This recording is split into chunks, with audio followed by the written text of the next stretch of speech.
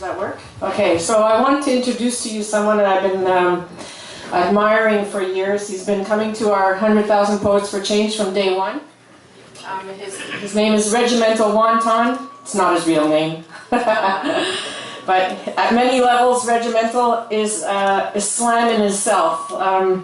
He's a street art artist. He's multi-talented. He does albums and I don't know. He's going to tell you because when he slams, it hurts. So can you come up here, Regimental? Make me proud. His face, in-your-face attitude, very passionate. Well, I'm sure will leave some blood all over your body. How's that, Reg? Yeah, is that a good intro? Yeah. Up to Regimental in there. All right. Betty brought me here to read some poetry, so that's what I'm going to do. Scene, who's in? This one's called Status Quo. Starting the engine of your luxury vehicle while getting familiar with the smell of your parents' basement and financial bailouts. Your back is covered in finery and the toil of a 9-year-old starvation enthusiast.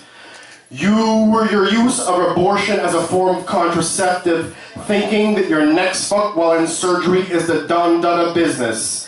Guzzling the finest booze and the spirits as you piss all over yourself and the recipe. You read the back of a shampoo bottle, making sure it contains herbs from a distant place, while not familiarizing yourself with the book of any kind. You consider the advice of the elderly foolish, because you seek only entertainment in the contemporary. A generation of wedding rings destined for the pawn shop. 3 items of your person that never keeps time, and you are constantly late and keep no appointments. You hold high esteem in the impossible dreams because the butcher apparently gets no pussy. Your art is stolen. It's a piece of regurgitation, executed so diligently it's almost binary. You roam the streets of Paris, sniffing out long-dead romance, draped in Hermes and Dior, fashioned by an Indian businessman. As you belch and shit in the privacy of your mortgaged home, you bleach your anus in an attempt at greatness. You carve and stretch your features mercilessly so as no smile will ever be seen there again, because you are too lazy to find a partner capable of true love. As the rising stink of your ideals and methodology rise, it forces me in ways to my day-to-day and it collapses. You also force me to suffer fools, and a mass murder and genocide become more plausible. And as my position wanes and shrinks to microscopic levels, my bluebird whispers the sweetest advice. It carries me to the next plateau where I may not have to endure my contemporaries and find heaven on earth. And there is no God or afterlife as the carnivorous birds circle the remnants of a girl gone to shit. Miracle. Hands up. Met. I'm all alone, and I ain't no crips that I meet the army boy, me that's it, and yeah, let's believe that we know the flip, because back in the day, fought with a fat lip and Mark, they ask me for French raps all often, but I've never written one, so I can't do it for you. Regardless, poems. What is private remains public. They privatize their profits and socialize their losses. Taxes are taken, and I call that a robbery and maybe entitlement. Benefits are begged for, and loopholes are exhausted. If you take a tax break, you become a smart businessman. But if you take a food stamp, you become a moocher. Budweiser and tanning salons are now prevalent. Computer scrapyards are filled with Guyanese cancer patients. They're to be ignored and the reality absorbing, wasting the 1%, as the Nigerians email us with false emergencies. The North American grandma eats Kmart cat food. As the youth kick a ball around for the sake of idolized entertainment, the factory workers sacrifice more body and they swing from the rafters. The soldiers now suffer from a stress disorder, as the population they protect suffers from the same. One negates the other, and the struggle becomes useless. They now offer a college course in puppeteering and fine art, and wonder why youth understands nothing of politics and socialism. They offer us $7 coffees and $23 steaks and wonder profusely, while the next mind doesn't understand finance or the dollar, as they sprinkle dollars over fat asses on the hip-hop television. Healthcare, you better be able to afford it, motherfucker, because in your weaker moments, God and family evaporate. I keep my dog hungry because he trusts me, not for control. And if you die of malnutrition, the day was ceased. It's amazing what an animal can teach you if you listen.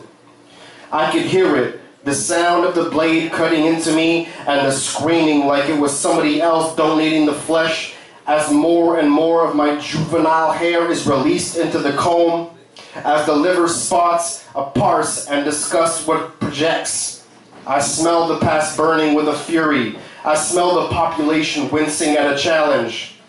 Most of us sit in a negligent pose hoping to win, buying tickets and borrowing past capabilities, swallowing the 1% like a martini glass full of ejaculate in the saddest porno film ever realized. As Uncle Barney privatizes his loss and socializes his debt for little Mary Dingleberry to work off in the streets. Amen. It's what's called Saturday night. $1,000 to go to the ballet. A showman for all beings of this world, but observed only by the rich mutants. Getting finger-fucked in luxurious robes. Gold-plated binoculars held with a satin glove by a rich cum dumpster in a rich fucking flowing vase.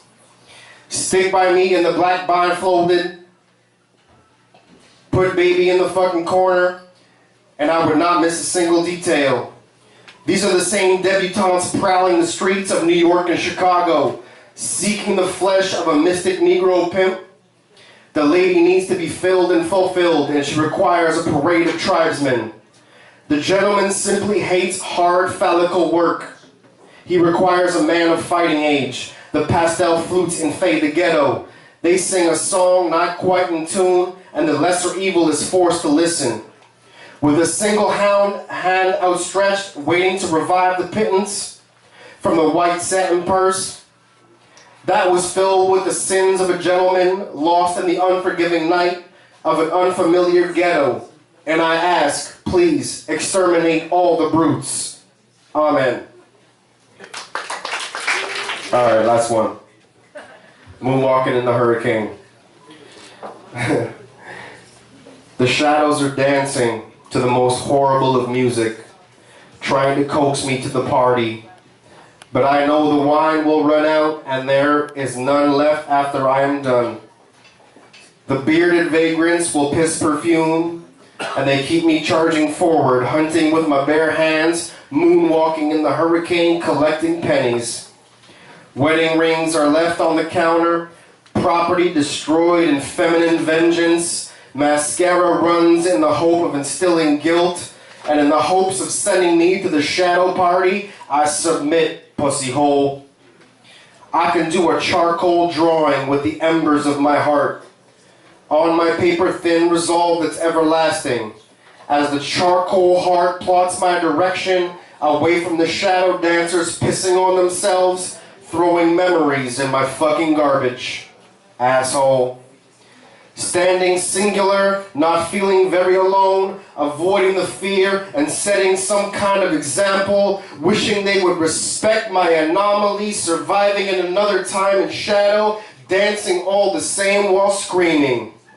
I'm making it up as I go along, not feeling I'm doing any wrong, rejecting the shadows, providing the infinite wine and controlling the charcoal heart, so as I may wake up tomorrow, half smiling as I cast my own shadow on the streets that try to murder me every fucking day with a false smile. Have a nice day. Amen. One ton. Miracle.